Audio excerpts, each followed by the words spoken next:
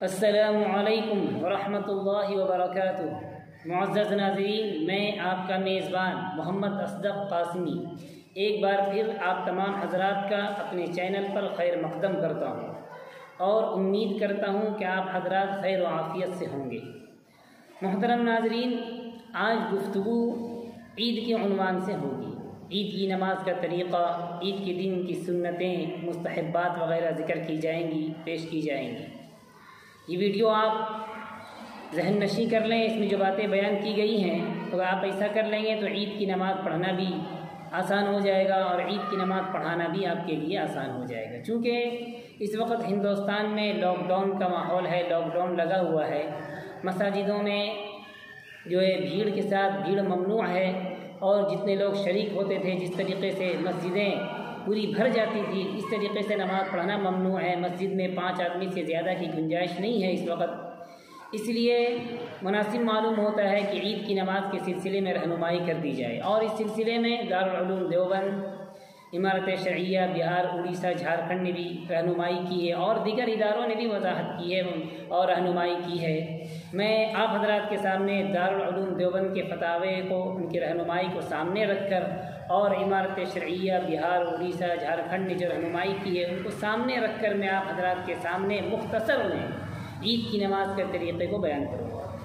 عید کی نماز بھی دیگر نمازوں کی طرح ہے، جس طریقے سے طریقہ تو وہی ہے جو فجر کی نماز جس طریقے سے ہم پڑھتے ہیں اسی طریقے سے پڑھی جاتی ہے، لیکن عید کی نماز میں فرق یہ ہے کہ عید کی نماز میں 6 زائد تکبیریں ہیں۔ ذہن نشین کر رکھیں کہ 6 زائد تکبیریں ہیں، 3 تکبیریں پہلی رکعت میں اور 3 تکبیریں دوسری رکعت میں۔ 3 تکبیریں جو پہلی رکعت میں ہے وہ ثنا کے بعد، ثنا پڑھنے کے بعد ہے، اور دوسری رکعت میں جو 3 تکبیریں کہی جاتی ہے وہ رکوع میں جانے سے پہلے اور قرات کے بعد ہے۔ پوری تفصیل اس طریقے سے، پورا طریقہ جو نماز کا اس طریقے سے ہے کہ اولاً آپ جو ہے عید کی نماز کی نیت کریں۔ نیت نام ہے دل کے ارادے کی۔ آپ دل میں ارادہ کر لیں کہ میں عید کی نماز اس امام کے پیچھے 6 زائد تکبیروں کے ساتھ پڑھ رہا ہوں، یہ کافی ہے۔ امام کی اقتداء ضروری ہے، اور امام ہے تو امامت کی نیت کرنی کر لیں تو بہتر ہے۔ تو نیت کر لیں، نیت کرنے کے بعد تکبیر تحریمہ جس طریقے سے دوسری نمازوں میں ہم کرتے ہیں اسی طریقے سے اپنے ہاتھوں کو کانوں تک اٹھائیں گے اور ہاتھ باندھ لیں گے ناک سے نیچے۔ ہاتھ باندھنے کے بعد ثنا پڑھی جائے گی۔ ثنا سبحانک اللہم وبحمدک وتبارک اسمک وتعالی جدک ولا الہ غیرک۔ ثنا پڑھنے کے بعد 3 تکبیریں کہی جائیں گی جو زائد تکبیریں ہیں۔ پہلی تکبیر میں اللہ اکبر کہتے ہوئے ہاتھوں کو اٹھائیں گے اور چھوڑ دیں گے۔ دوسری تکبیر میں اللہ اکبر کہتے ہوئے ہاتھوں کو کانوں کے لو تک اٹھائیں گے اور چھوڑ دیں گے۔ تیسری تکبیر کہتے ہوئے بھی اپنے ہاتھوں کو کانوں کے لو تک اٹھائیں گے اور پھر ہاتھوں کو ناک کے نیچے باندھ لیں گے۔ اس کے بعد جس طریقے سے دیگر نمازوں میں سورہ فاتحہ کی تلاوت کی جاتی ہے، اس کے ساتھ سورت کی تلاوت کی جاتی ہے، وہ کریں گے۔ اس کے بعد رکوع کی جائے گی، رکوع کے بعد دونوں سجدے کیے جائیں گے۔ دونوں سجدے کرنے کے بعد پھر جب ہم کھڑے ہو جائیں گے تو دیگر نمازوں کی طرح اولاً سورہ فاتحہ پڑھیں گے۔ سورہ فاتحہ پڑھنے کے بعد پھر سورت ملائیں گے۔ سورت ملانے کے بعد رکوع میں جانے سے پہلے اولاً 3 زائد تکبیریں کہی جائیں گی اور 1 تکبیر رکوع میں جانے کی کہی جائے گی۔ تو پہلی تکبیر کہتے ہیں اللہ اکبر کہتے ہوئے ہاتھوں کو کانوں تک اٹھائیں گے، چھوڑ دیں گے۔ دوسری تکبیر بھی کہتے ہوئے اپنے ہاتھوں کو اٹھائیں گے کانوں کے لو تک اور چھوڑ دیں گے۔ تیسری تکبیر بھی اسی طریقے سے اللہ اکبر کہتے ہوئے اپنے کانوں کے لو تک اٹھائیں گے اور چھوڑ دیں گے۔ یہ 3 تکبیریں زائد ہو گئی۔ چوتھی تکبیر کہتے ہوئے رکوع میں چلے جائیں گے۔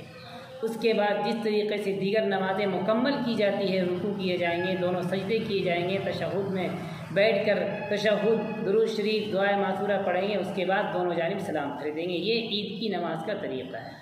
فرق صرف 6 زائد تکبیروں کی ہے کہ پہلی رکعت میں بھی 3 تکبیریں زائد ہیں ثنا پڑھنے کے بعد، اور دوسری رکعت میں جو ہے 3 تکبیریں زائد ہیں وہ رکوع میں جانے سے پہلے۔ یہ بات آپ دھیان میں رکھیں گے تو انشاءاللہ کوئی پریشانی آپ کو نماز پڑھنے میں بھی نہیں ہوگی اور نماز پڑھانے میں نہیں ہوگی۔ اور چونکہ عید لاک ڈاؤن کا وقت چل رہا ہے، اس لیے آپ حضرات اپنے گھروں میں بھی نماز پڑھ سکتے ہیں۔ نماز پڑھنے کے لیے شرط یہ ہے کہ امام کے علاوہ کم سے کم 3 افراد اور ہوں۔ امام کے علاوہ کم سے کم 3 افراد اور ہوں، اور عید کا جو خطبہ ہے، جو نماز کے بعد جو خطبہ دی جاتی ہے، یہ سنت ہے۔ اگر آپ خطبہ نہ دے سکتے ہوں تو پھر خطبہ نہ بھی دیں، ویسے ہی نماز پڑھ لیں، اور اگر خطبہ نہ دے سکتے ہوں تو آپ یہ بھی کر سکتے ہیں، جیسے کہ دارالعلوم دیوبند کے فتاوی میں ہے کہ جن حضرات کے لیے خطبے بھی مشکل ہوں تو وہ پہلے خطبے میں سورہ فاتحہ پڑھیں گے، پڑھ کر کے بیٹھ جائیں گے، اور دوسرے میں التحیات یا درود شریف، درود ابراہیمی، اس سے بھی خطبہ ادا ہو جائے گا۔ اور خطبہ میں نے ویڈیو کے اخیر میں جو ہے خطبے میں نے ایڈ کر دیے ہیں، اور دارالعلوم دیوبند کا فتویٰ اور امارت شرعیہ کی جو رہنمائی ہے اس کو بھی میں نے ویڈیو کے آخر میں ایڈ کر دیا ہے۔ اور اگر آپ خطبہ ڈاؤن لوڈ کرنا چاہتے ہیں تو اس کی لنک بھی ہے جو میں نے ڈسکرپشن میں ڈال دی ہے، آپ حضرات جو ہے وہاں سے خطبہ کو جو ہے ڈاؤن لوڈ کر لیں، اور میں یہاں خطبہ پڑھ کر آپ حضرات کے سامنے پڑھ دیتا ہوں تاکہ آپ الفاظ کی تصحیح کر لیں۔ اولاً وہاں سے لوڈ کر لیں، ڈسکرپشن میں جو لنک دی گئی ہے اس پہ جانے کے بعد خطبہ کو ڈاؤن لوڈ کر لیں، اور میں پڑھ رہا ہوں، آپ حضرات لوڈ کرنے کے بعد اس کی تصحیح کر لیں۔ پہلے خطبے میں 9 مرتبہ تکبیر کہی جائیں گی، اور دوسرے خطبے میں جو ہے 7 دفعہ تکبیر کی جائیں گی، یہ مستحب ہے۔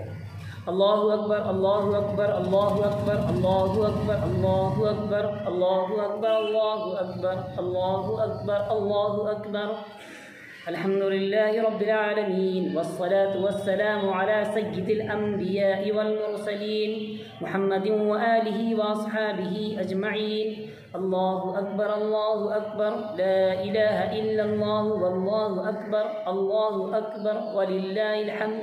أما بعد، فقد قال رسول الله صلى الله عليه وسلم: إن لكل قوم عيدا وهذا عيدنا، الله أكبر، الله أكبر، لا إله إلا الله، والله أكبر، الله أكبر، ولله الحمد۔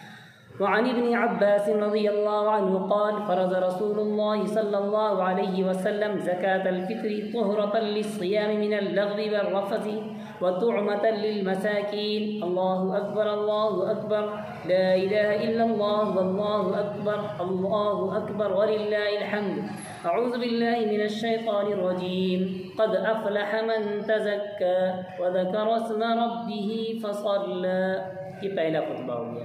پہلا خطبہ دینے کے بعد بیٹھ جائیں گے، تھوڑی دیر بیٹھنے کے بعد پھر دوسرا خطبہ دیں گے۔ دوسرے خطبے میں بھی 7 دفعہ تکبیر کہی جائے گی۔ اولاً اللہ اکبر، اللہ اکبر، اللہ اکبر، اللہ اکبر، اللہ اکبر، اللہ اکبر، اللہ اکبر، الحمد للہ الذی ہدانا الی دین الاسلام، اللہ اکبر، اللہ اکبر، لا الہ الا اللہ، واللہ اکبر، اللہ اکبر، وللہ الحمد، ونشہد ان لا الہ الا اللہ وحدہ لا شریک لہ، ونشہد ان سیدنا ومولانا محمدا عبدہ ورسولہ، اللہ اکبر، اللہ اکبر، لا الہ الا اللہ، واللہ اکبر، اللہ اکبر، وللہ الحمد۔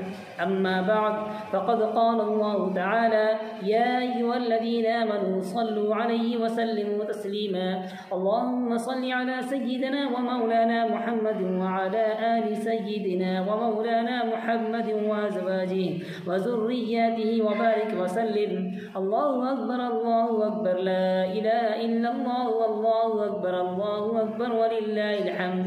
اعوذ بالله من الشيطان الرجيم، ان الله يأمر بالعدل والإحسان وإيتاء ذي القربى وينهى عن الفحشاء والمنكر والبغي يعظكم لعلكم تذكرون، فاذكروني أذكركم واشكروا لي ولا تكفرون۔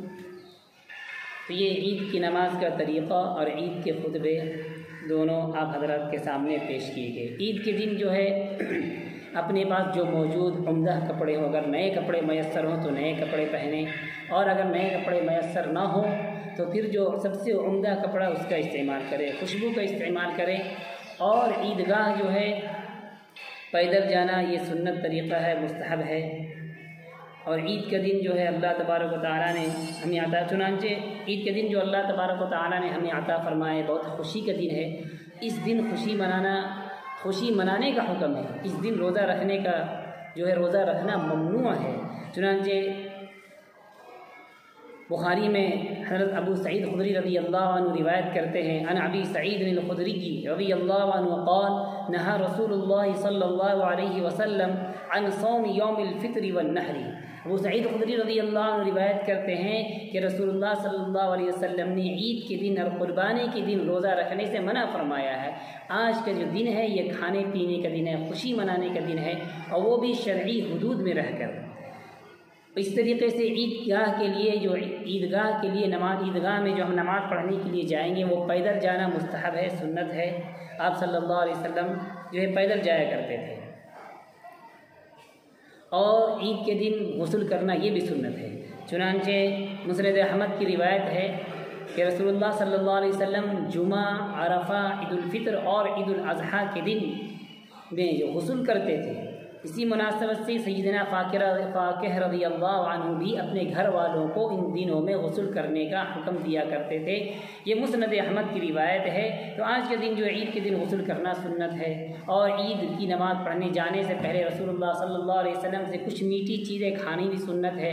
ثابت ہے کہ آپ صلی اللہ علیہ وسلم عید کی نماز پڑھانے جانے سے پہلے آپ صلی اللہ علیہ وسلم کھجوریں کھایا کرتے تھے، جن کی عادت طاق ہوتی تھی 1، 3، 5، 7، اس طریقے سے آپ بھی کوئی میٹھی چیز جو ہے کھا کر کے تشریف لے جائے۔ اور پھر عید کی نماز اگر 2 راستے ہوں تو ایک راستے سے عیدگاہ جائیں، دوسرے راستے سے تشریف لائیں۔ اللہ تبارک و تعالی ہم سبوں کو کہنے سننے سے زیادہ عمل کی توفیق عطا فرمائے۔ وآخر دعوانا الحمد للہ رب العالمین۔